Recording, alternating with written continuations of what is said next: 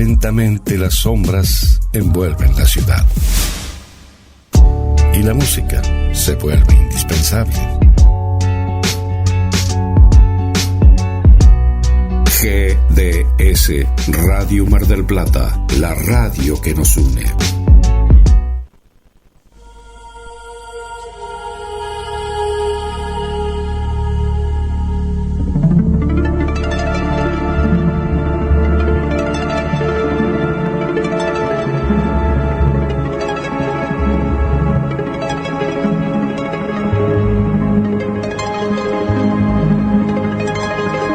Comienza en GDS, la radio que nos une.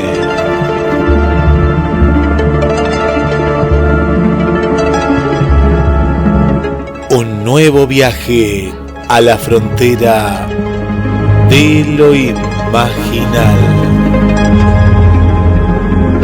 A las puertas de Magonia. Desde Mar del Plata, Argentina, quien les habla, Guillermo San Martino, en el estudio central. Le doy la bienvenida a mi compañero de viaje y ya vamos a ir en busca de otro de los tripulantes, Carlos Matos. ¿Cómo estás, Guillermo? Buenas noches.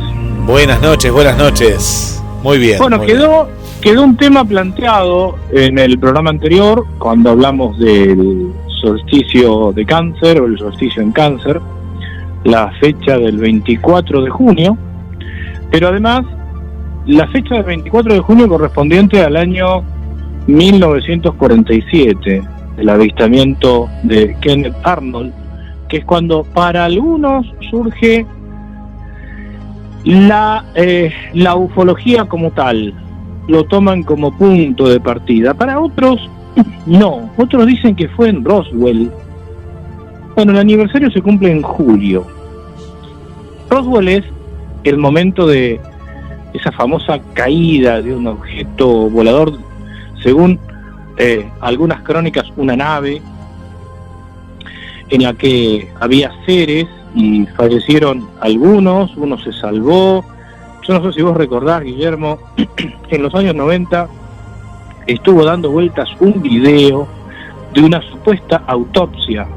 Sí, yo la compré, que ahí se fundió la revista Conozca Más, es decir, fue un papelón tan grande que después de ahí sacó 1, 2, 3 ediciones más y tanto en España como en Argentina tuvo que desaparecer. Es verdad, era Conozca Más, yo también tenía el video ese, lo presté, nunca más lo recuperé.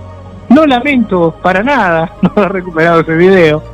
Creo que actualmente lo han subido a YouTube. Sí. Recuerdo que después Chiche Hellblum también lo pasó y la gente llamaba. No lo pasó, eso. Mirá, te voy a contar, pues yo me acuerdo bien. Chiche hizo su propio video con argentinos. Otro video ese, sí, ¿no? A ver, contá cómo fue el tema. Porque se parecían mucho esos videos. No, claro, pero estaba Chiche ahí.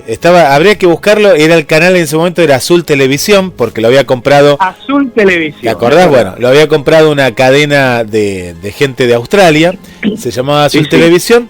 Y mirá vos qué trucho que era el de Conozca Más, que le creías más al de Chiche que al video supuestamente original. Mirá hasta qué punto, ¿no? Original. Sí. ¿Sabés que en ese video estaba él que hacía ver que estaba con otros científicos y demás? Estaba muy bien hecho, sabiendo que era ficción, pero te digo que en detalle estaba mejor que el otro. Sí, inclusive aparecían unos teléfonos, recuerdo que aparecían unos teléfonos de la época. Y bueno, dicho esto, siempre viene la pregunta, ¿no? ¿Ustedes son escépticos? No somos escépticos. ¿Ustedes piensan que no hay vida en otros lados? No lo descartamos. No decimos que no haya vida en otros lados, es posible que sí, que el universo esté poblado de vida y que las formas de vida sean muy diferentes a las nuestras. Pero eso no quiere decir que no haya que separar la paja del trigo y mostrar lo que es verdadero, lo que es trucho, lo que es un comercio, lo que es un negocio. Y además, no podemos dejar de interpretar lo de la época, qué era lo que pasaba en ese momento. Bueno, hoy vamos a charlar con un tripulante habitual de A las Puertas de Magonia, en Viaje a la Frontera de lo Imaginal, que es Luis Pacheco, del CIFO de Rosario.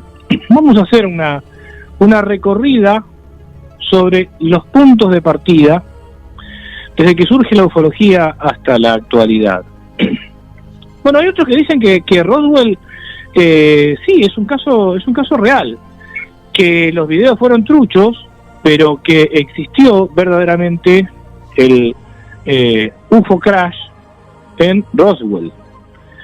Esto no se va a resolver, tampoco sé si va a aportar mucho. Así que, bueno, nos había quedado continuar el desarrollo de esto que habíamos marcado, fecha solsticial, fecha muy importante, y vos preguntabas, Guillermo, ¿por qué el 24? ¿Por qué no otra fecha? BBC News Mundo, recuerdo que hace un par de años había hecho un artículo tomando la fecha de julio, la de Roswell, como posible, como real. Pero bueno, yo diría que vayamos sin más trámite y de paso le preguntamos a los oyentes, ¿qué piensan? ¿Qué opinan del caso Roswell?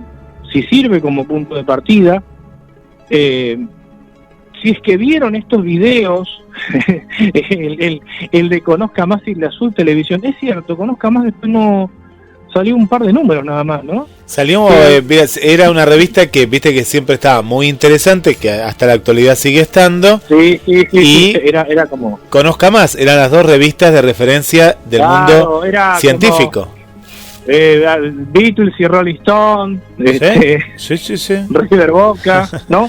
Quienes eran partidarios, Antioquito y Villiquen. Bueno, pero esa revista que venía con un video de VHS fue una de las más vendidas de la compañía, pero sí. Claro, después recuerdo que había un grave error con el reloj, ¿no? En la época, el reloj que aparecía era un detonante de que era falso el video. Es algo del recuerdo que tengo de esa época, ¿no? El reloj no se había fabricado todavía en ese año, en esa década, y ahí le erraron, ¿viste? En un detalle le erraron. Era blanco y negro, todo blanco y negro, medio difuso, no era, estaba con ruido la cinta, se llama eso cuando está como, ¿viste? Con no muy buena definición. Y ojo, yo en su momento era chico y vos lo veías y poco te asustabas, ¿no? Porque decías, acá está la prueba, ¿no? Vas a creerle. Sí, vas a creer. Y habían pasado justamente 50 años, así que, si no me equivoco, era el año 97, ¿no? Porque era esta ley de Estados Unidos. Sí, ¿no? sí, fue justamente, sí, fue a los 50 años. Recuerdo también que mucha gente hacía copias truchas de ese video de VHS. Pero sí. Hubo algunas casas de video que se hicieron. No te digo, la América no daba para tanto, pero muchísimas copias truchas de ese video. Y bueno, y ahí quedó en el imaginario, también quedó en la realidad, y bueno, dio para todo. ¿Sabés, Carlos, que llevado, y ahí ya vamos a la nota, sí.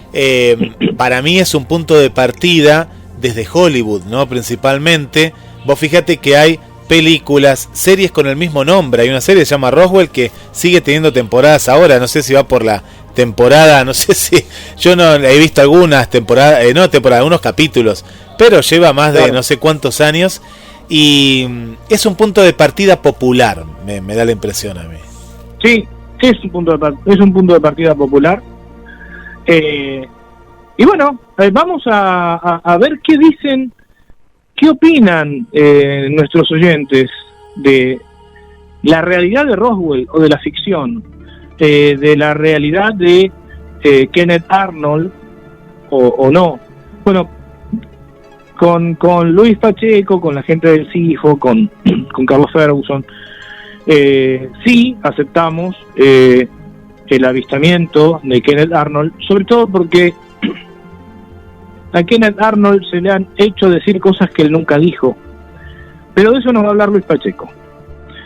Así que bueno, Guillermo, vamos a las vías de comunicación.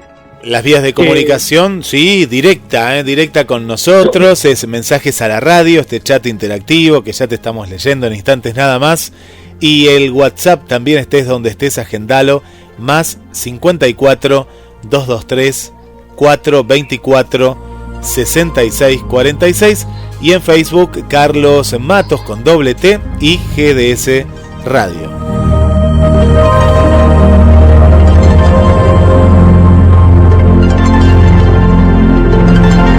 Bienvenidos a un nuevo viaje.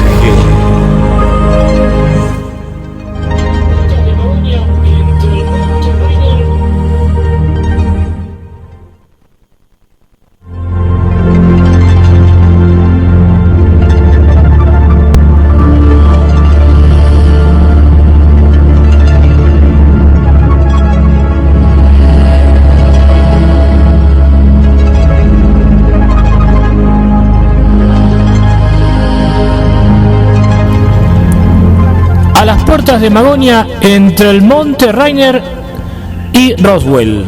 Vamos a charlar con nuestro amigo Luis Pacheco con motivo de los 75 años del avistamiento de Kenneth Arnold, fecha solsticial tomada también como el origen histórico o el punto de partida de la ufología como ciencia, protociencia, disciplina, multidisciplina.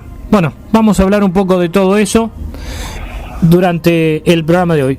Hola Luis, ¿cómo andás?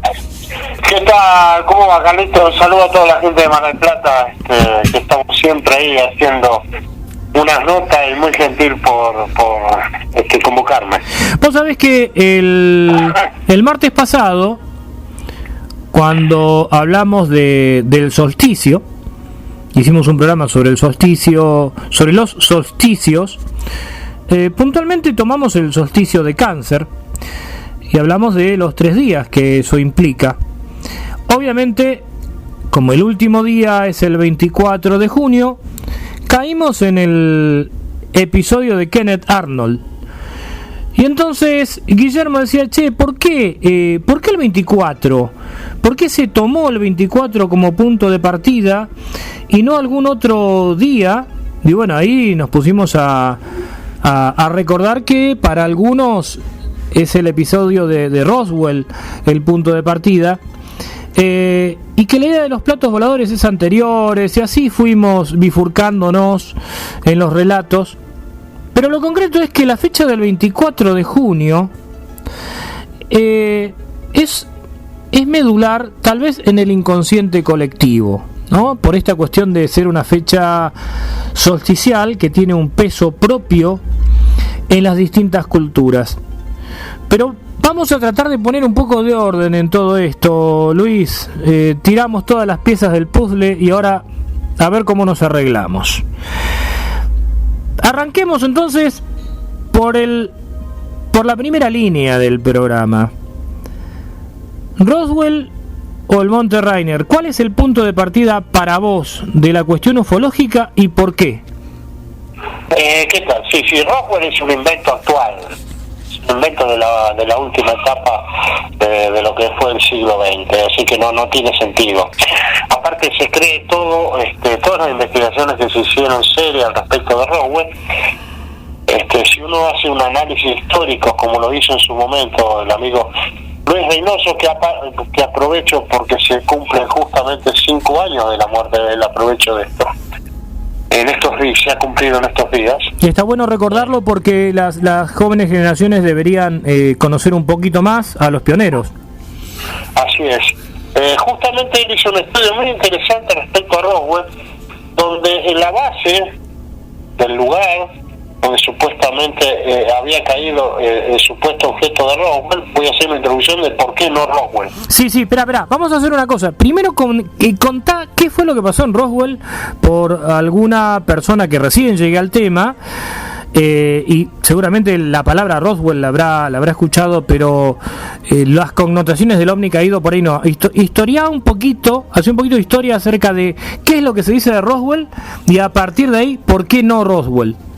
Claro, se cumple también un nuevo aniversario ahora en julio de Roswell, de un objeto supuestamente cayó en el lugar, donde había que lo tripulaban 3 seres, se encontraron 2 muertos, y uno supuestamente estaba en vida y lo rescataron del lugar y se lo llevaron a una base, ¿no? A una famosa base de Estados Unidos, donde estarían todas las evidencias del plato o nave extraterrestre caída con el ser donde obviamente había muerto, pero lo rescataron con vida, ¿no? Eso fue un mito que se generó, ese suceso que se hizo tan importante en su momento. Pero ¿qué ocurría realmente alrededor de esa base en Roswell, que es una base americana? Se hacía todo experimentaciones con cohetes, se hacían experimentaciones que tenía que ver con armamentismo, y si uno hace un análisis del año 47 de su lugar, va a ver que hay un montón de huecos en su lugar donde estaban las experimentaciones que se hacían. Entonces, ¿qué mejor en una guerra fría hacer pasar guerra fría, entre comillas, todavía no había iniciado, pero ya estaban las diferencias entre Estados Unidos y Rusia, en la Unión Soviética en su momento? ¿Qué mejor hacer pasar un objeto, una nave extraterrestre caída, que darle la idea que el enemigo, entre comillas, viera que hacían todo tipo de experimentos de armamentismo en esa base? O sea, era preferible la cortina de humo, según lo que vos estás exponiendo en este momento, atribuir a naves extraterrestres cuestiones que tenían que ver con cohetería puramente terrestre. Exacto, con experimentación armamentística que se hacía en ese lugar. Esa es la realidad de Roswell. Hoy Roswell se ha convertido en un lugar turístico donde vos vas a ese lugar y te venden todo tipo de cosas referentes al fenómeno, ¿no? Bueno, yo me acuerdo que en los 90, Luis, lo hemos charlado acá en los congresos de RAO, circuló un video publicado por una revista en la que había una supuesta autopsia, ¿te acordás? A los extraterrestres de Roswell. Claro, muy trucho todo eso, fue muy trucho, muy evidente todo, se veía todo, que incluso era tan mal hecho estaba que ni siquiera podría superar una película, ¿no? Era fue muy mal hecho todo eso, salvo algunos muy crédulos, muy yo recuerdo que hasta Chiche Hellblum, ¿te acordás? Lo pasó en televisión y fue un rating impresionante. Creo que hicieron también una parodia con una gente creo que era del CAIR, hicieron una parodia al respecto de eso. Sí, fue muy llamativo y muy risueño eso. Por eso te decía, solo ilusos, crédulos podían creer en esas cosas. Bueno, esto marca una etapa que ahora se cumple de Roswell, y algunos lo han tomado como fecha de fundación de la investigación. No tiene nada que ver, esto es nuevo. Ya el 24 de junio es viejo, o sea, es el tema que siempre se ha tomado el 24 de junio. Ya en la década de los 70, 80, siempre hablamos de lo mismo. Últimamente alguien, que no sé si es de Centroamérica o de México, trató de instaurar esta fecha, pero sí fue de Puerto Rico, de México, para ser exacto, de hacer instalar esta fecha como día del tema OVNI. Vas a ver que en cualquier momento van a aparecer en las redes cuando se cumpla el aniversario de Roswell. Sí, el aniversario. No, es que ya el año pasado, yo recuerdo justamente con el tema de la pandemia, que uno disponía de más tiempo para andar en las redes, y que inclusive hasta BBC News Mundo publicó el día de Roswell como el punto de partida de la investigación, cosa que me llamó la atención porque BBC es un medio serio realmente. Sí, pero también está incluso en la televisión argentina, algunos lo tomaron como eso, pero siempre que salieran a desmentir estas cosas que no tienen sentido, ¿no? Más para nosotros que hemos estado durante tantos años en la investigación del tema, ¿no? Claro. Siempre fue el 24 de junio de 1947. Se cumplieron 75 años. ¿Qué ocurrió? Se están preguntando. Este era nuestro caballito de batalla cuando empezaron nuestras conferencias, nuestras charlas. Bueno, un piloto civil llamado Kenneth Barlow estaba sobrevolando con su avioneta el Monte Rainier, y de repente ve nuevos objetos, para él inusuales, muy brillantes, era de día, en forma de B. Él dice después que tenía una forma de boomerang, que iba en formación, como dije, a gran velocidad, se calculaba supuestamente unos 1500 kilómetros por hora, con un vuelo errático, ¿no? Que él lo asemejó que el movimiento era como si fuera tiraras un plato de café lanzado sobre el agua, o como uno de nosotros diríamos como una de esas piedritas que se ensaprita en el agua. Claro, sí, un plato que va rebotando. Esto es importante porque en los distintos libros de ufología de los años 50, inclusive hasta en los 80, se le sigue atribuyendo a Kenneth Arnold que dijo haber visto 9 platos voladores, y que la frase, la construcción platos voladores le corresponde a él, y él nunca dijo eso. No, yo recuerdo que Fabio Serpa empezaba hablando de eso, ¿no? En su conferencia y todo. Pero esta fue una deformación del periodismo. Claro. Un periodista, al hacerle una nota aquí en Arnold, se llama Bill Baguette, comete un error y lo toma de la declaración de Arnold como si fuera literal, de forma literal. Es decir, que le atribuye a Arnold que lo que vio Arnold era un platillo volante. Claro, en la síntesis, esto que en periodismo se llama la ley de cierre, ¿no? Encima es lo último que él escribe, creo, o por lo menos casi acerca del final de la nota, y queda como el autor de la idea del plato volador, Kenneth Arnold. Así es, quedarse con la idea de que Arnold había visto un plato volador y se instala en la mente, en la sociedad de la gente, el platillo volante con que todos creían que Arnold había visto, y en realidad la forma que vio Arnold era la forma de boomerang. Lo que llamativo de todos estos temas que pasaron desde el 47 hasta, creo yo, la década del 90 al principio, escépticos, negadores, algunos personajes que no sé por qué razón querían negar la visión de Arnold, porque solo Arnold puede decir lo que nos vio. Creo que Arnold en su momento creyó a los últimos de sus días que eran que naves en experimentación, ¿no? En su momento. Pero estos escépticos, y esto hay que aclararlo para la gente, dijeron Martin Conmeyer, si no me equivoco, él habló de que Arnold había visto gansos volando, ¿no? Se hablaba de gansos, sí, una bandada de 9 gansos. Sí, es cierto. Una bandada de gansos. Claro, pero no se tuvo en cuenta que cuando ocurrió eso no era que los gansos se iban como hacen todos los años para emigrar. No correspondía a la fecha. Y eso no se tuvo en cuenta. Y no se tuvo en cuenta tampoco la velocidad, porque lo que yo sepa, los gansos no viajan a 1000 kilómetros por hora. Y no se tuvieron otras cositas más. Bueno, eso es para desmentir también lo del escéptico. Ahora, la gente se pregunta, ¿vio platillos volantes? No vio platillos volantes. ¿Vio objetos volantes? Sí, en forma de boomerang. ¿Qué eran? Y lo repito, solo Arnold puede decir lo que vio. Él creyó que había naves en experimentación, que eran de Estados Unidos. Claro, él pensaba que estando dentro del marco de la Guerra Fría, que sí, ya era, digamos, ya esa división bipolar después de Yalta se empezaba a sentir. Para él estaba dentro de la cuestión esta de las pruebas de armamento. Así es, pero lamentablemente para Arnold o para los demás no existía esa nave de experimentación para esa época, por lo que uno sabe y ha indagado, ¿no? O sea que Arnold vio objetos brillantes de desconocida forma, de desconocido lugar, que no podemos atribuirlo a que hayan sido ni naves ni gansos, por lo menos por estos medios, ¿no? O por lo que él dijo.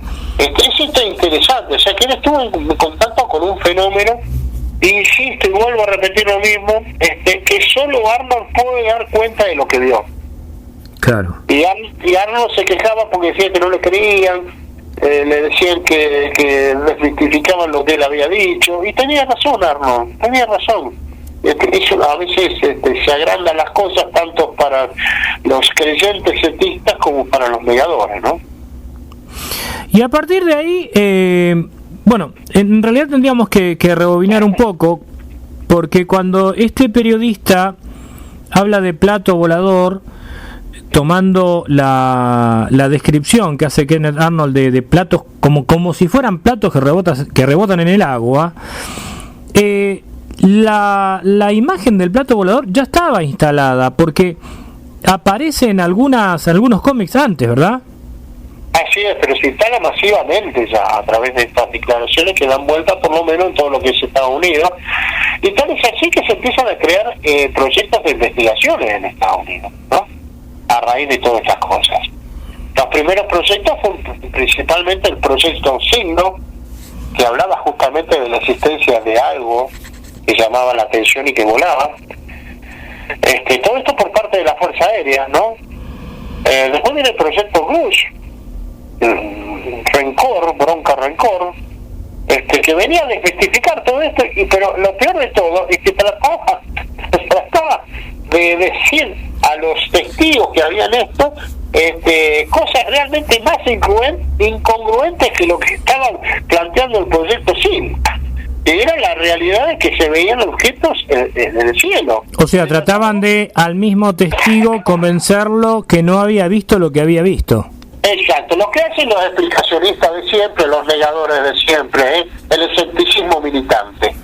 Y finalmente, por suerte, después con el final del 42 hasta el 52, que se abre el proyecto Libre Azul y que lo comienza a manejar otro oficial de la Fuerza Aérea, que era Edward Rupert, quien dice efectivamente que había objetos realmente que eran dignos de investigación. Y Rupert, para aclarar a la gente, es quien designa, sacando el término platillo volante, porque le parecía que no era correcto, y crea la sigla OVNI, objeto volador no identificado. Claro, la crea en inglés, el UFO. El UFO, pero no se queda solamente ahí. En 1953, cosa que acá realmente a mí me llama la atención que viejos investigadores no se hayan dado cuenta de esto y siguen hablando de cosas que Estados Unidos ha estado hablando en este momento. Se hablan, algunos habrán escuchado, quizás los oyentes, el término WAPS. Sí, ahora WAPS es un término que se utiliza muchísimo desde hace un par de años. Exacto, que tiene que ver con un fenómeno determinado,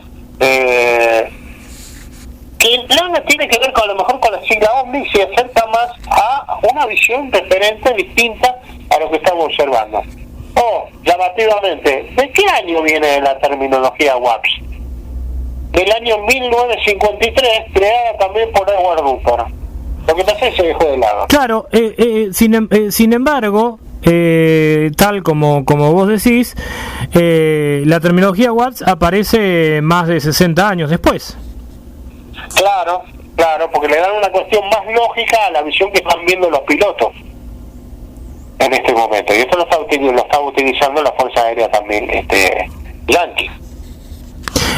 Entonces, ya tenemos establecido que el punto de partida de la ufología o de la investigación ufológica es este 24 de junio de 1947 y no la fecha de julio de Roswell.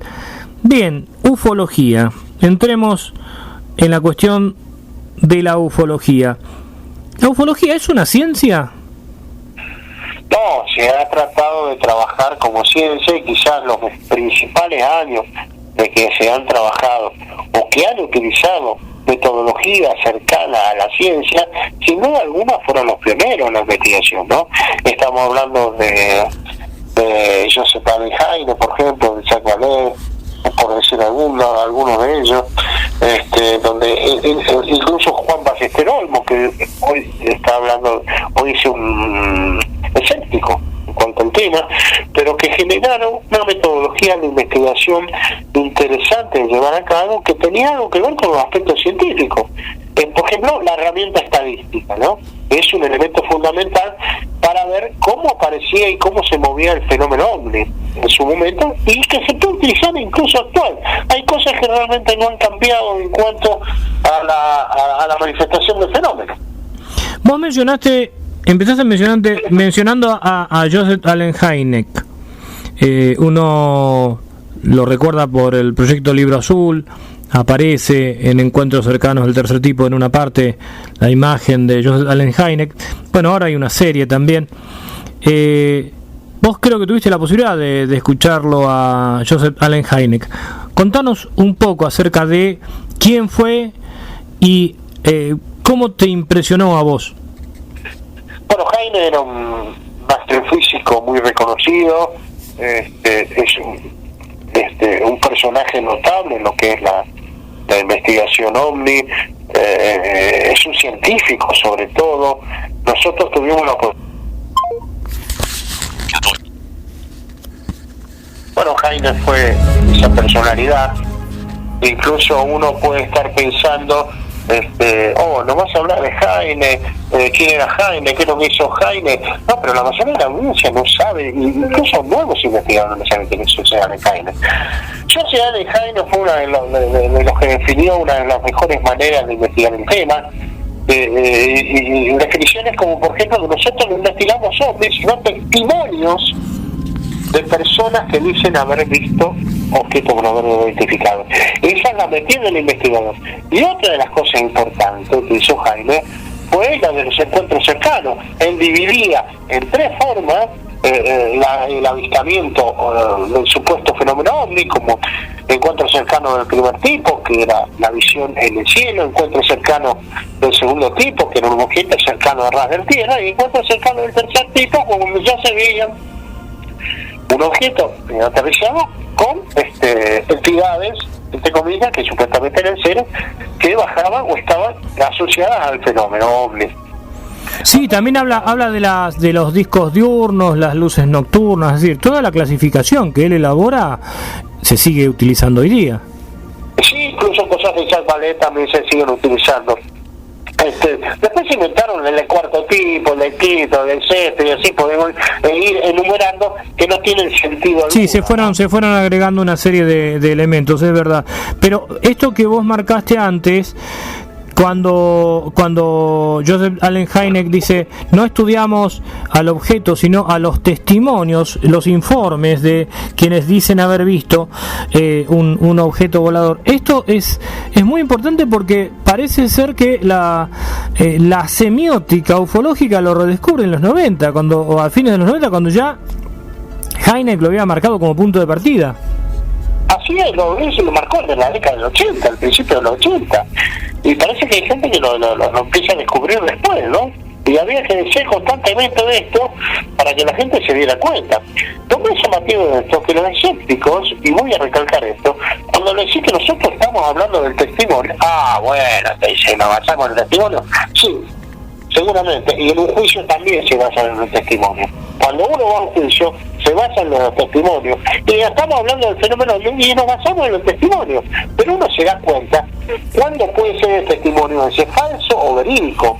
Cuando una persona puede estar como es viviendo un fenómeno ovni. Yo me acuerdo el caso de Juan Pérez, que ya mucha gente lo habrá conocido, que el niño joven que en el campo tuvo un encuentro con un objeto muy extraño, que donde pudo ascender a una supuesta nave, que él dijo en el año 78, a todos aquellos que no me crean, pediría que vivieran lo que viví yo. Y eso lo decía llorando. Sí, yo quiero recordar, Luis, que el programa 39 y el programa 40 de A las Puertas de Magoña, un viaje a la frontera de lo imaginal, en el programa 39 en uno hablamos con Diego Viegas, antropólogo de la conciencia; en el otro hablamos con Néstor Berlanda, médico psiquiatra, ambos miembros del CIFO. Y hace un par de programas atrás escuchamos el testimonio de Juan Oscar Pérez en la entrevista que le hacen las tertulias, en una de las tertulias, Carlos Yurchuk, de manera que los oyentes están al tanto de quién fue Juan Oscar Pérez, y está muy bueno que vos traigas el testimonio como elemento de investigación. Claro, porque ¿cómo le decís a ese joven niño, 12, 13 años creo que tenía en el año 90, en el año 88? 78, el 6 de septiembre del 78 tenía 12 años. Bueno, cuando lo llevaban a dar el testimonio fue en el Congreso de Rosario del año 88. Claro. Eso es lo que quería decir, 10 años después. 10 años después le hace el testimonio ante la gente, que el que no me crea, ojalá viva lo que yo viví, y llorando lo decía. Y eso está grabado, lo pueden buscar si quieren en YouTube. Entonces, ¿cómo reaccionás cuando un escéptico, un negador, se ríe de estas cosas? O niega lo que le pasó, no, pero a este tipo le habrá pasado tal cosa. Sí, claro, ningunea al testigo, ¿no? Otra de las personas que mencionaste, que también está relacionado con esto de Juan Oscar Pérez, pero vamos a volver más adelante. Mencionaste primero a Joseph Allen Hynek como uno de los pioneros. A continuación mencionaste a Jacques Vallée, que además amigo personal de Joseph Allen Hynek.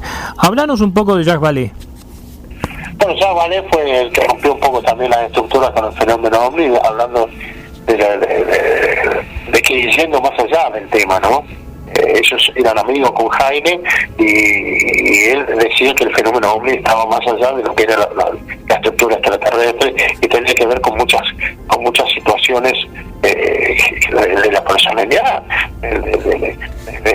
como es del propio ser humano, incluso su mujer, cuando vino acá a visitar a Juan Pérez en el año 78, 79, si no me recuerdo, cuando vino lo trajo, 80, porque lo trajo Fabio Serpa, vinieron acá, él dio una charla en Buenos Aires y en Rosario, y vino con su mujer, y su mujer era psicóloga de niños, y le interesaba realmente el estudio y la relación que había tenido Juan Pérez en ese momento. Jacques Vallée hoy está muy activo, es el único que nos queda como referente en la temática OVNI. Cualquiera puede acceder tranquilamente a sus libros, es súper recomendable. La forma de Jacques Vallée, es un tipo muy amable. Sí, inclusive Pasaporte a Magonia sigue siendo un clásico de una vigencia, como todo clásico, ¿no? Es vigente. Hay dos clásicos a tener: Pasaporte Magonia, Vallée y el informe Jaime. Sí. Son dos clásicos que uno debería leer a los novatos, a los neófitos que no saben nada del tema y que levantan su arrogancia hablando de que saben, no saben absolutamente nada, y eso te da una bronca terrible, ¿me entendés? Porque en las redes gente que habla como si supiera algo y no saben nada de historia del fenómeno OVNI. Me preguntaban, ¿vos sabés quién es Aimé Michel? No, ni idea tienen. Es un cantante francés, es un pionero en la investigación francesa. Hablemos de Aimé Michel, el tema de la ortotenia, que él mismo después la descartó, pero que recuerdo que en más de una oportunidad en el mismo CIFO hablábamos de que la ortotenia pueda aportar otro tipo de información, y fue un clásico también Aimé Michel. Mencionalo, desarrolló un poquito, Luis, ¿quién fue? ¿De quién se trata? Aimé Michel fue uno de los pioneros investigadores de Francia. Él habló, por ejemplo, uno de los clásicos de él era la ortotenia. ¿Qué decía la ortotenia? Que había una línea determinada que pasaba por diferentes lugares donde los objetos viajaban en esa línea. Entonces había una línea que uno, me acuerdo de ser pequeño infancia, tratábamos de buscar la línea y efectivamente muchas veces esa línea coincidía con lo que decía él. Creo que era, en su momento él habló de la línea Babic. ¿Por qué la línea Babic? Porque el estudio que hizo él era en Francia, que claro, tenía el nombre ese. Pero la ortotenia se extendía a través de todo todo el planeta. Pero lo llamativo de todo esto, que si bien Aimé Michel dijo, después ya dijo, yo no cometí un error con la ortotenia, en muchos casos la ortotenia llamaba la atención que realmente servía, porque uno trazando, yo me acuerdo que hicimos una catalogación en el año 78, 79 de la oleada, y en varios de esos sucesos ocurría esa línea, esa trayectoria recta que unía los lugares como ortotenia. Si bien no podría ser exacta para todos, pero en algunas cosas servían realmente. Sí, y hay algo importante que vos recién señalaste. El mismo Aimé Michel, que dedicó horas y años a desarrollar la idea de la ortotecnia, él mismo después la descartó, lo cual habla de una mentalidad verdaderamente científica, de aquel que es capaz de revisar sus propios postulados y no convertirse en un apologista acérrimo de sus descubrimientos, cosa que hoy está faltando. Claro que está faltando todo eso. Yo te voy a citar otro ejemplo de otro que se me vino a la mente. El doctor James McDonald, también de la Fuerza Aérea en Estados Unidos.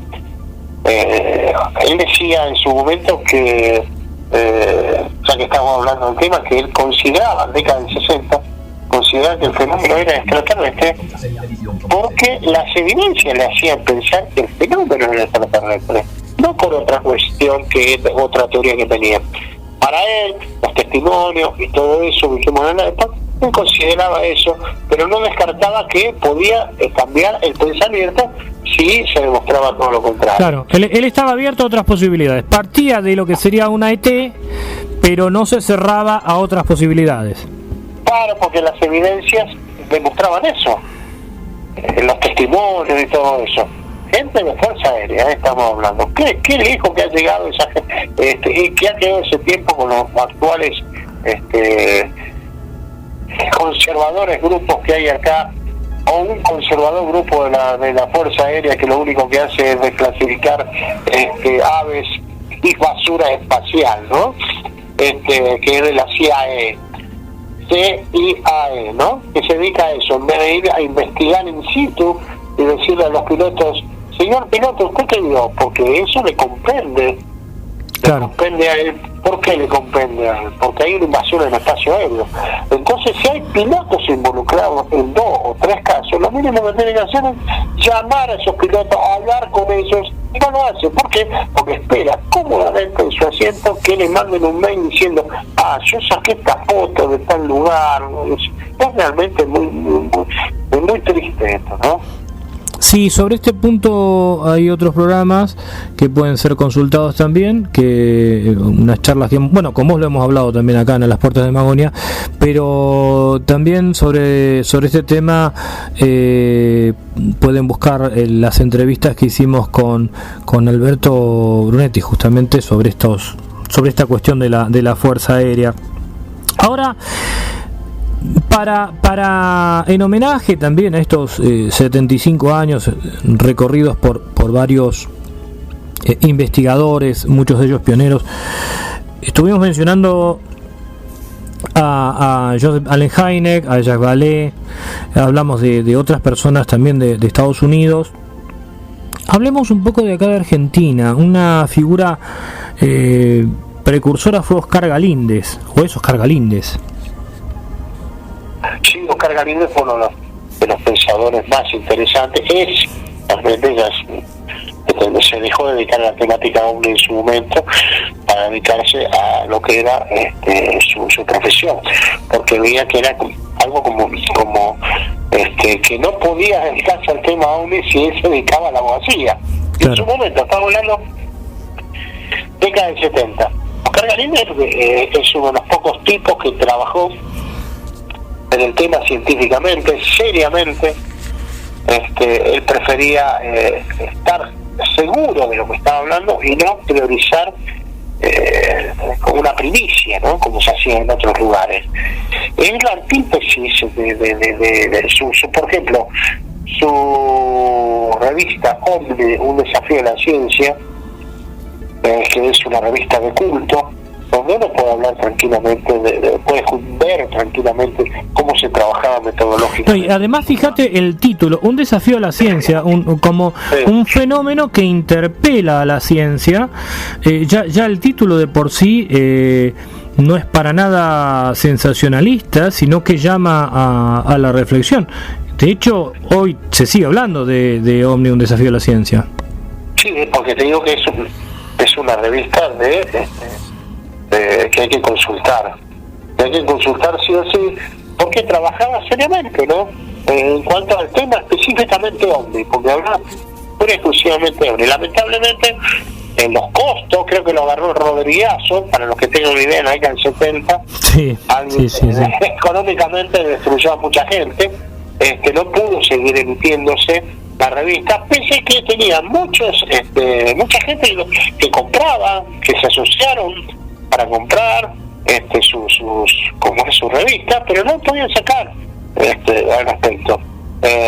¿Por qué? Porque no le daban los costos, a pesar de que otras revistas siguieron. Y yo no quiero olvidarme también de una de las revistas pioneras en el tema OVNI también, que tocaba también varios temas importantes, como era 2001, Desafío de la Ciencia, que hablaba de temas realmente importantes de la década del 60, dirigidos por Alberto Vignati, otro pionero del tema OVNI. 2001 que circula en las redes porque se han encargado por ahí de digitalizarla y además fue una de las revistas que puso en discusión el famoso tema de humo.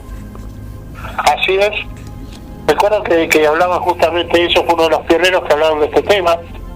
En la primera parte de la revista 2001, pues en la primera parte se llama Periodismo de Anticipación, y en la segunda parte de 2001 se llama Periodismo de Liberación, que era en la época del 70, donde ya se hablaba más. La revista era tan interesante que traía temas de Estados Unidos, como por ejemplo el hipismo, la libertad sexual, muchas cosas muy interesantes que en esa época eran medio tabú. Sí, tenemos que ubicarnos justamente en lo que estás diciendo. Estamos hablando de principios de los 70. Así es. Vignati fue un pionero en todas esas cosas. Se fue en el exilio, se tuvo que ir en el exilio y murió en España, si no me equivoco, hace ya bastantes años, ¿no? Y esto hay que recordarlo porque son pioneros en el tema. Hablamos de Alejandro Vignati, hablamos de Luisito Reynoso, hablamos de Oscar Galíndez, terribles pioneros en el tema OVNI que dejaron su huella, ¿no? Una de las personas que a mí me impactó también en su momento fue el capitán Daniel Pericé. Recuerdo cuando acá en Mar del Plata desarrolló la teoría general el fenómeno bajo la teoría general de sistemas. Bueno, el capitán Pericé, recuerdo yo en el año 92, ya teníamos una relación dentro de la federación, la Federación Argentina de Entidades Civiles para el Estudio de los OVNIs. Él fue el que le puso el cambio de denominación a la red, a la federación, ya nos conocíamos, y en el año 92, cuando presento en nombre del Grupo CINFO la Ufología Racional en el Congreso de Palomar, cuando termino se acerca me abraza y me dice: por fin alguien que habla de cosas distintas, alguien que yo estaba esperando hace mucho tiempo de las cosas que me hablaron. Tal es así que él había presentado eso, y después el amigo Josito Acevedo, él también habla de eso en un trabajo que pueden encontrarse también en el libro Cifo el Legado, que habla de las dos cosas al respecto. Y el capitán Pericé, un tipo realmente importante, que había tenido un avistamiento en la Antártida ya por el año 1965. Claro, se va a cumplir ahora el 3 de julio, se va a cumplir un aniversario de en la isla de Decepción, de ese avistaje. Así es. Que se le comentaba, creo que el que manejaba las cosas a nivel oficial, a nivel Fuerzas Armadas, creo que era Onganía en su momento. Era el gobierno democrático de Ilia, Sí, pero yo estoy hablando de quién manejaba las fuerzas armadas conjuntas en su momento. Sí, creo que se hace un comentario, si se podía dar una difusión, creo que a Ilia le llevó a él. Sí, y le dio vía libre a que se difunda. Creo que fue inclusive uno de los primeros casos documentados en el mundo, reconocidos en el mundo. Sí, aparte no solo esto, sino que se había visto el fenómeno ese en Chile también. En la base chilena. Bueno, Capitán Pericé también es otro de los pioneros en la investigación del tema, porque a raíz de ese fenómeno él se dedicó a investigar. Hay un libro del Capitán Pericé que lo editó el amigo Rubén Morales. Sí, también un reconocimiento a Rubén Morales que hizo ese trabajo espectacular acerca de los ovnis en la Antártida. Así es, tiene dos cosas importantes, Rubén, en ese sentido. Todo el trabajo de la Antártida y la recopilación de los trabajos de Daniel Pericé, que lo editó él. Que por suerte yo tengo ese libro. Yo tendría que hablar con Rubén a ver de qué manera puedo adquirir ese libro. Yo no lo tengo. Y la verdad que me gustaría poder leerlo. Nosotros tenemos 3 trabajos, creo que del Capitán Pericé. El Capitán Pericé era miembro honorario del CIPO, del Círculo de Investigadores del Fenómeno OVNI. Aquí nosotros éramos miembros, y lo teníamos ahí como un referente, ¿no? Un tipo realmente importante, lamentablemente ya falleció. Yo lo que recuerdo de Daniel, obviamente había oído hablar de él mucho tiempo antes y había leído cosas también, pero lo pude conocer recién personalmente en el año 91. Y lo que recuerdo es una enorme generosidad, porque después que él presentó el trabajo estuvimos tomando un café con él y con Juan Carlos Espadafora, ya fallecidos los dos. Otro personaje brillante, Juan Carlos, otro pionero. Claro. Y vos sabés que Daniel tomó mis datos y me dijo, yo te voy a mandar material. Y ni bien llegó a Buenos Aires, estas cosas que uno dice, no, este tipo que es un grosso, ¿qué se va a acordar? ¿No? Cosas que uno piensa. Ni bien llegó, no solo que se comunicó por teléfono conmigo, sino que empezó a enviarme material. Después, ya vinieron los problemas de salud de Daniel Pericé, y bueno, ahí no pudimos seguir en contacto. Pero recuerdo esa generosidad. Y sí, ahí hicimos referencia también a Juan Carlos Espadafora. Vos lo conociste mucho, Juan Carlos, inclusive hablaste en su momento también con Lorena Ciarrata para que se le hiciera un homenaje. Fue un homenaje en vida, creo que la última entrevista, la que hizo el Café Ufológico Rosario. Así que para quienes no saben quién fue Juan Carlos Espadafora en estos 75 años de ufología, estaría muy bueno que hagas una semblanza, Luis. Bueno, Juan Carlos era un tipo muy generoso, un tipazo, uno de esos tipos querible, amable, que te brindaba todo.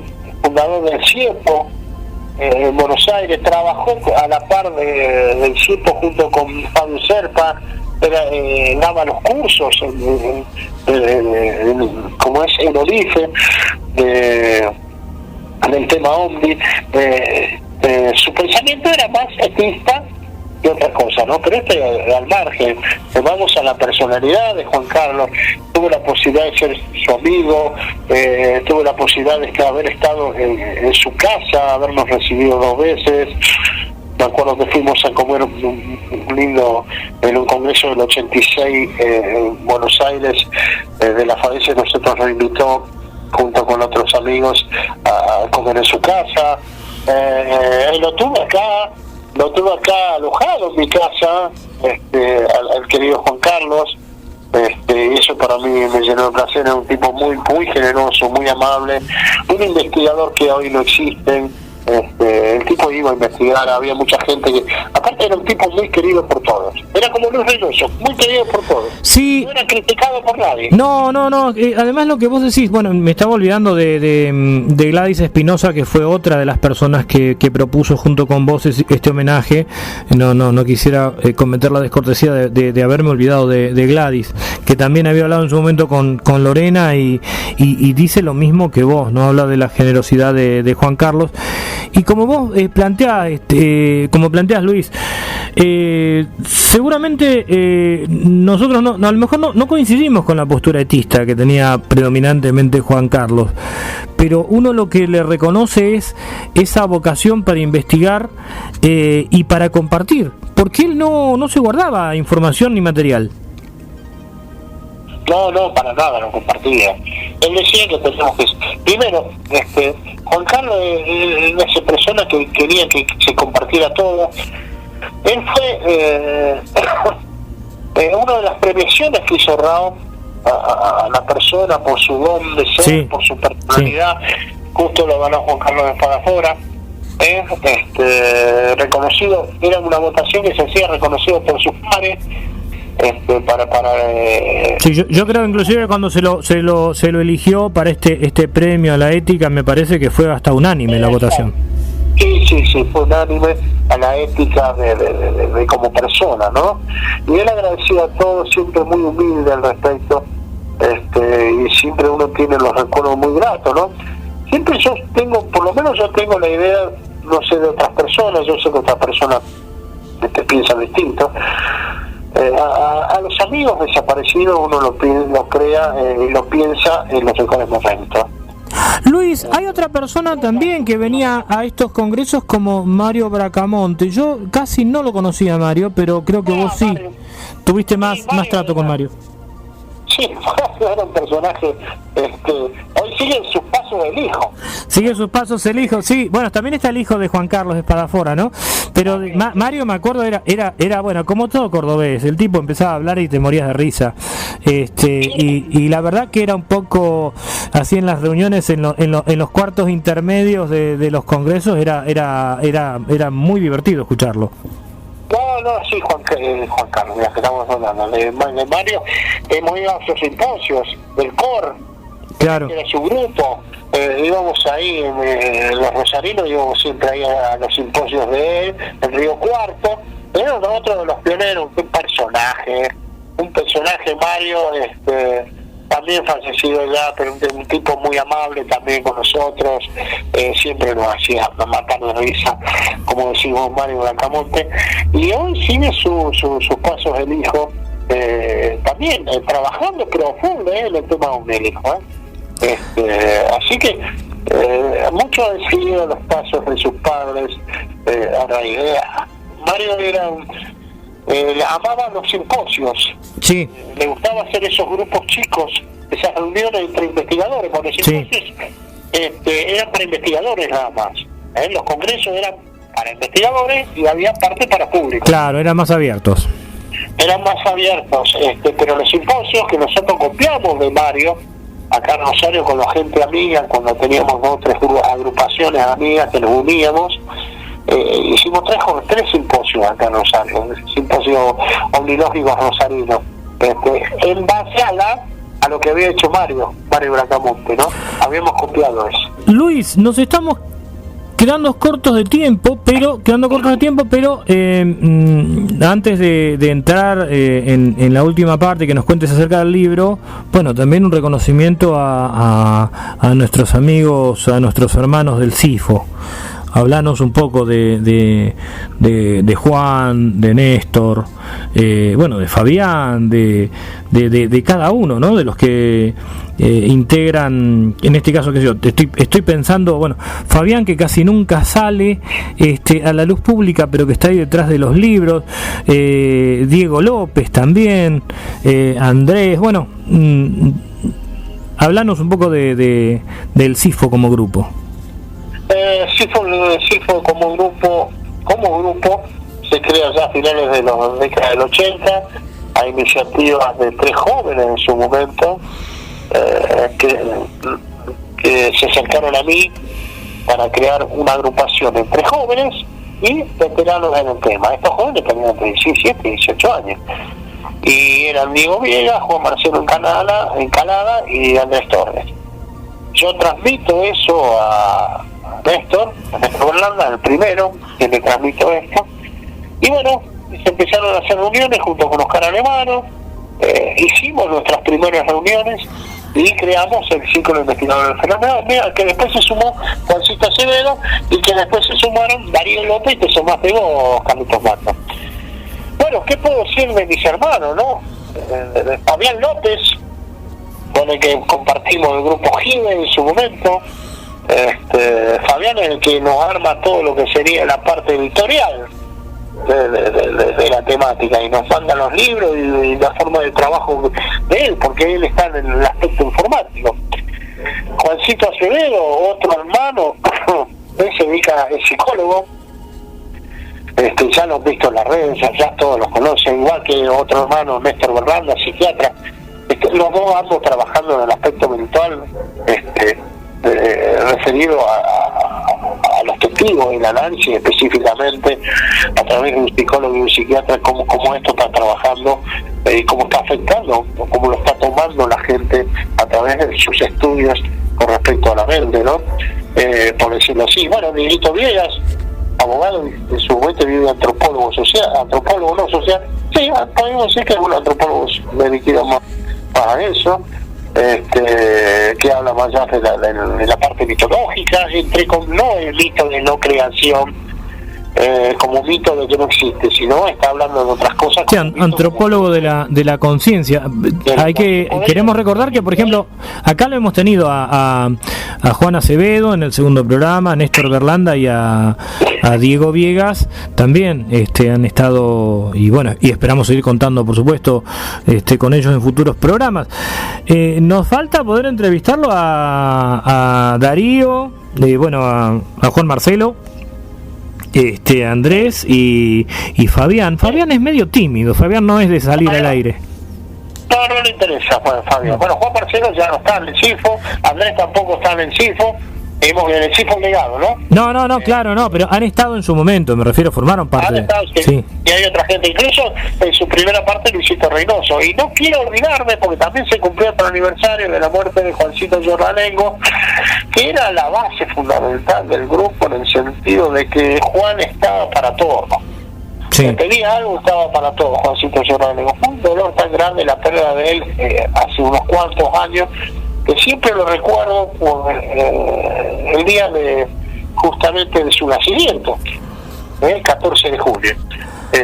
Y también hay alguien muy importante y muy conocido, que es Carlos Martínez Sarasola, antropólogo, autor de numerosos libros que formó parte de todo este grupo. Claro, y la introducción justo fue para lo del libro, ¿no?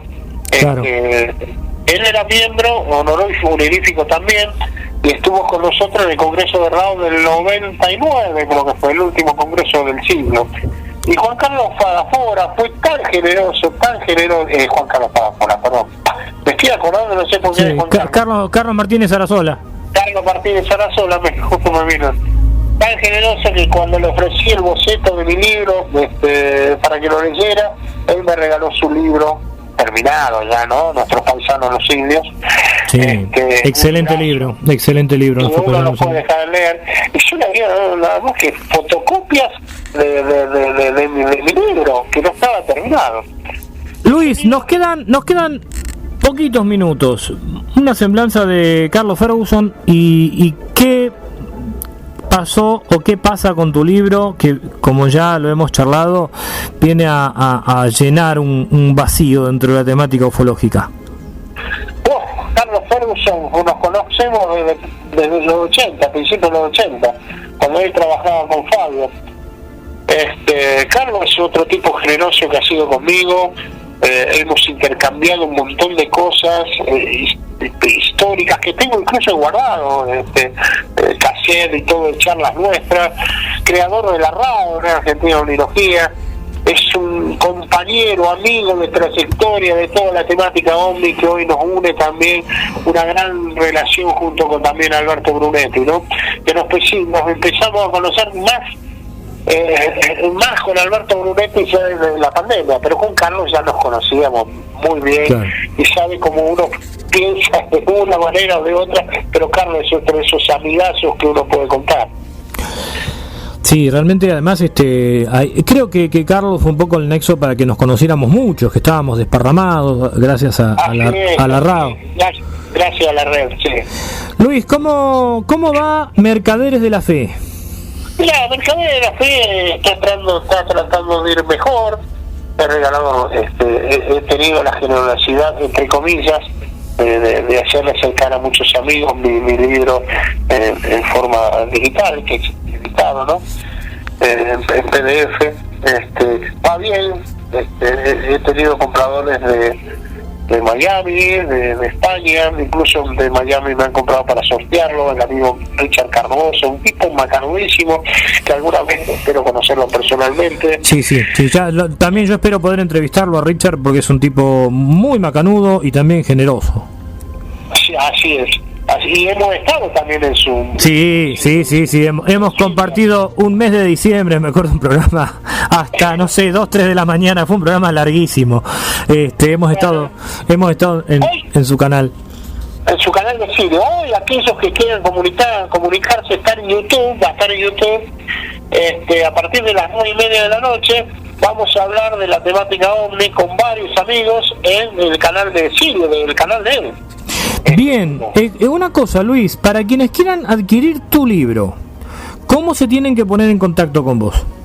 No, mi libro lo pueden adquirir pidiéndomelo directamente a mi nombre, o Messenger, como quieran ustedes, en Facebook. Mi nombre es Luis Alberto Pacheco. A través del Facebook. ¿Algún correo electrónico? La @yahoo.com o la pp1@gmail.com, cualquiera de los dos. Bien, los vamos a ir repitiendo a lo largo de otros programas. Y el libro es muy económico. Imagínense un kilito de asado con un par de... Sí, además vale la pena, ahí se abordan todos los temas relativos a los nuevos movimientos religiosos ovnis. Luis, te decía... Sí. La comparación entre lo que sería Mercader de la Fe, los que están trabajando entre la mezcla y comparación entre el fenómeno OVNI en cuanto a los contactados, supuestamente, y las sectas platillistas o sectas religiosas también, ¿no? Entre las dos. Sí, volvemos a hacer esta aclaración que cuando vos usás el término secta lo haces en un sentido técnico, no en un sentido peyorativo, porque ya varios palos y varias piedras han caído por el empleo de ese término, ¿no, Luis? Así es, con el término sociológico, tomado como sociológicamente. Luis, muchísimas gracias por todo este tiempo. Vamos a volver en las próximas semanas sobre el libro, y también sabemos que nos quedó mucha gente sin mencionar, pero bueno, tenemos que ajustarnos a los márgenes que el tiempo permite. Así que bueno, nuevamente muchas gracias, Luis. Un gran abrazo para vos, para toda la gente de Rosario, toda la gente del CIFO, y para toda la gente amiga que nos está escuchando.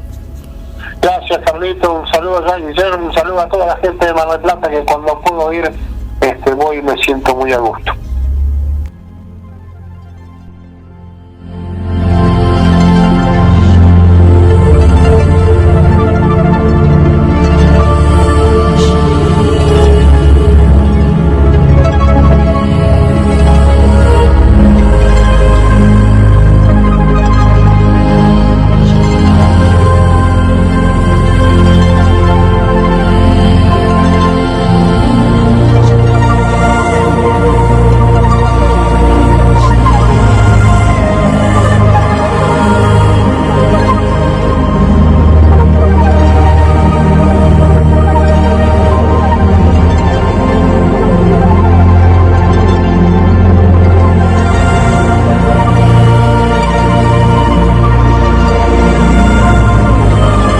Mensajes que nos van llegando a las puertas de Magonia todos los martes desde las 20 horas por GDS, la radio que nos une.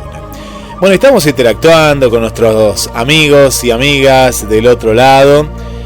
Y Ricardo Ferrara, bueno, entre tantas cosas que nos viene contando, justamente desde el comienzo, interactuando ahí, nos manda un saludo. Dice, hay un momento exacto en que los medios en Estados Unidos deciden jugarse por la hipótesis extraterrestre. Bueno, ya empezamos a debatir. Mucho de esto se ha dado en la charla con Luis Pacheco y Carlos Matos.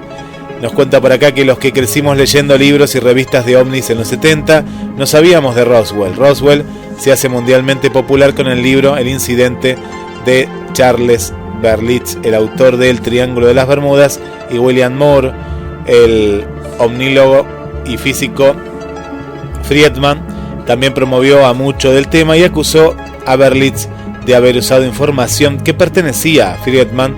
Roswell se había enterrado en 1947 como un objeto terrestre y se resucitó en los 80. Después, Ricardo nos sigue contando que tal vez se venía hablando de antes de esa hipótesis, que esa fue la oportunidad para jugarse en masa por los extraterrestres, y es muy posible que atrás estuvieran los servicios secretos, como dijo Luis Pacheco. Los rusos y el mundo no supieran de las experimentaciones aeronáuticas secretas de Estados Unidos. Increíble que mucha gente interesada en ovnis no sabe que Arnold, como interferís vos, no vio platos, sino, claro, esto veníamos interactuando, objetos con forma de boomerang o de aviones alemanes que los yanquis habían robado al fin de la guerra a los nazis, nos dice Ricardo Ferrara. Y por último, esto para también tenerlo en cuenta, Carlos, ya te doy aire desde el estudio número 2, cómo nos han mentido los yanquis. Hay que desandar un largo camino de mentiras venidas desde el imperio y refritadas por sus agentes locales de Argentina. Hay que desaprender todo el tiempo. Hablando de pioneros en la ovnilogía argentina, ojalá que algún día Carlos Matos nos cuente sobre su amistad con el creador del primer grupo OVNI, Ariel Ciro Rieti, de sus visitas a su casa laboratorio. Bueno, agradece acá Carlos, ya te doy aire desde el estudio número 2. Agradece por esta gran entrevista a nuestro amigo desde Inglaterra, Ricardo Ferrara. Sí, qué bueno lo que dijo Ricardo. Bueno, primero agradecerle a Ricardo que está siempre ahí al pie del cañón. No hablamos de Ariel, de Codovni.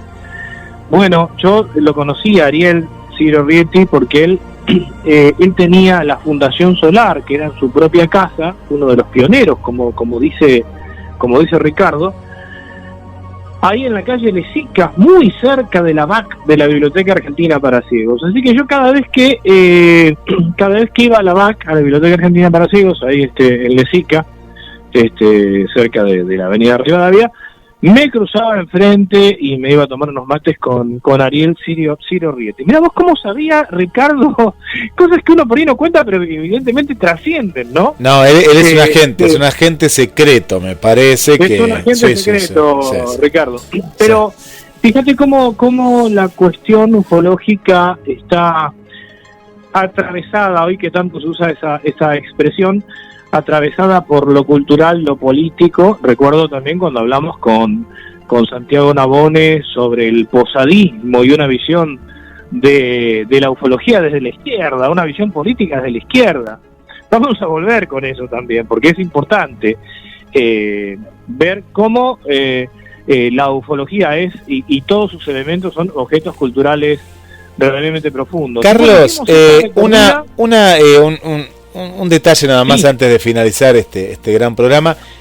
No es casualidad que ahora en tiempos de guerra, ya con una guerra consumada, pues ya no es un conflicto armado, sino que trasciende, ¿no? Trasciende, lo hemos visto ahora en el grupo de los 7, y bueno, lo que puede suceder de aquí en el futuro, que antes de que se desatara este primer conflicto bélico y ahora una guerra ya un poco más continental, que te acordás que vos me venías diciendo acá, mirá que otra vez están apareciendo gente que o se ve avistajes o retoma temas de antes, y siempre en tiempos de guerra, viste, Carlos, que empiezan a aparecer estas temáticas, ¿no? Sí, es algo para tener en cuenta y profundizar por qué ocurre. Pero cuando hay conflagraciones a gran escala, resurgen todos estos temas. Bueno, creo que cuando estábamos empezando el segundo año, hablamos largamente de la Guerra de los Mundos, ¿no? Y del radioteatro en Estados Unidos. Orson Welles cuando pone ese radioteatro y todo el lío que se arma, porque evidentemente también había ya una preocupación de preguerra. Es muy amplio el tema, por eso, como te decía recién, hemos recorrido un poco utilizando el disparador, si Roswell o Kenneth Arnold, para separar la paja del trigo, lo verdadero de lo falso, lo verdadero de lo cubierto, lo barnizado sobre una matriz verdadera. Y también nos permitimos recorrer esa... yo no recuerdo, creo que fue en un momento Rubén Morales, que hablaba decía ufología emocional, hablando de esa parte cálida, íntima en los congresos, cuando uno ya conoce al personaje, al investigador, porque está bueno conocer sus trabajos, pero también es interesante saber cómo eran cada una de sus personalidades y cómo son quienes hoy están. Así que bueno, a 75 años del avistamiento de Kenneth Arnold, quisimos hacer este programa que quedó, el tema quedó abierto desde el programa pasado, Guillermo.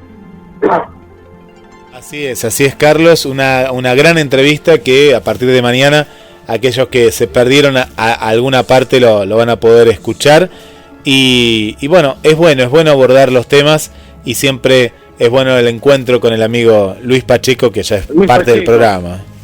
La semana que viene vamos a entrevistar a Patricia Silva, trabajadora de la salud, periodista, geobióloga, porque este es un detalle muy importante y tiene que ver con el mundo de lo imaginal, tiene que ver con las realidades. No sé si recordás en algún programa cuando se manejaron estas hipótesis acerca de que determinados avistamientos se ven cerca de algunas líneas imaginarias o no tan imaginarias que atraviesan toda la Tierra.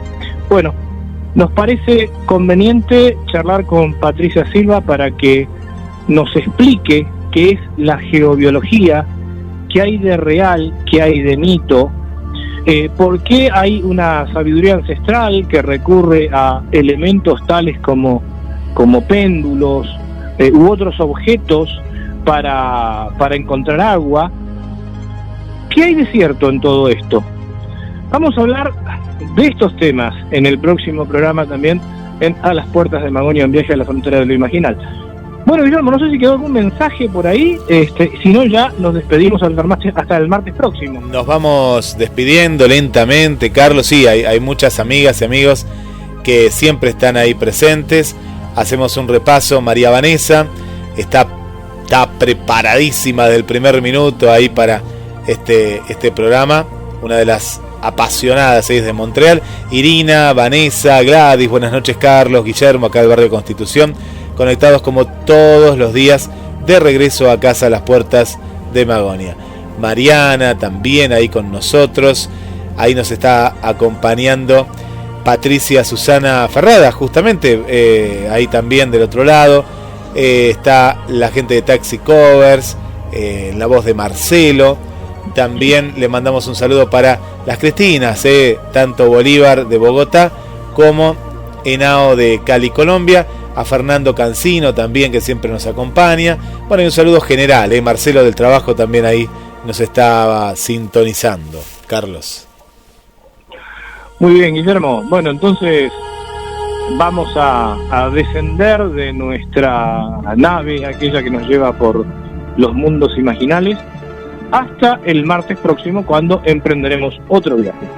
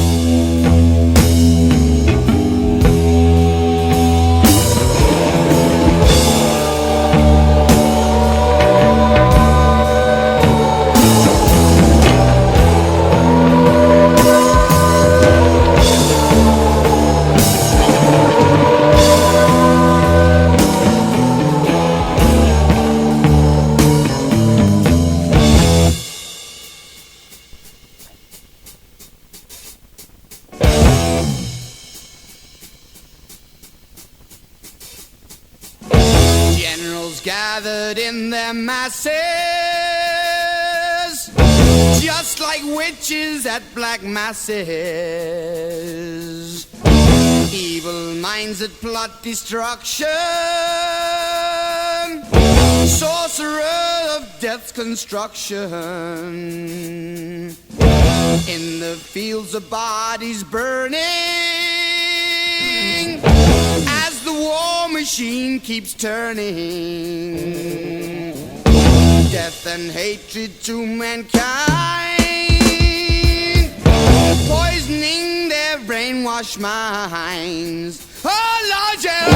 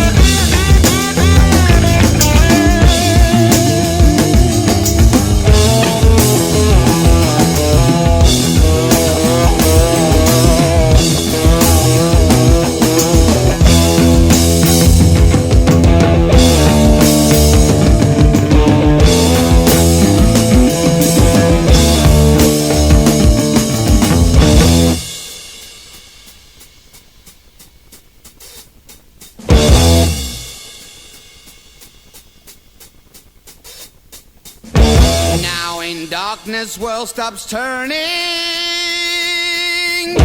ashes where their bodies burning. No more war pigs have the power, and as God has struck the hour, day of judgment God is calling. On the knees the war pigs crawling, begging mercies for the sins. Satan laughing spreads his wings. Oh Lord, yeah.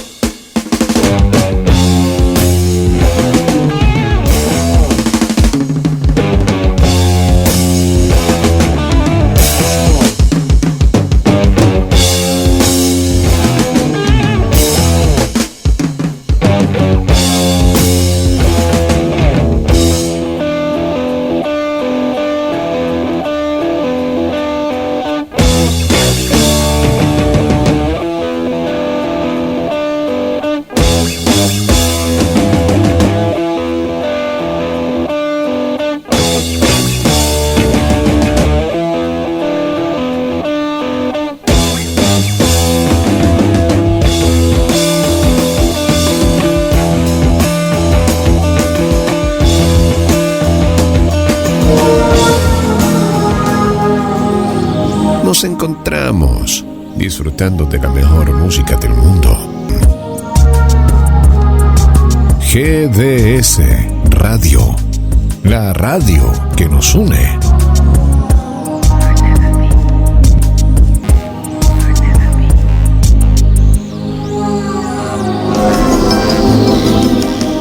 Cuando la oscuridad se fusiona con nuestras melodías. GDS Radio, la radio que nos une. Escúchanos en www.gdsradio.com.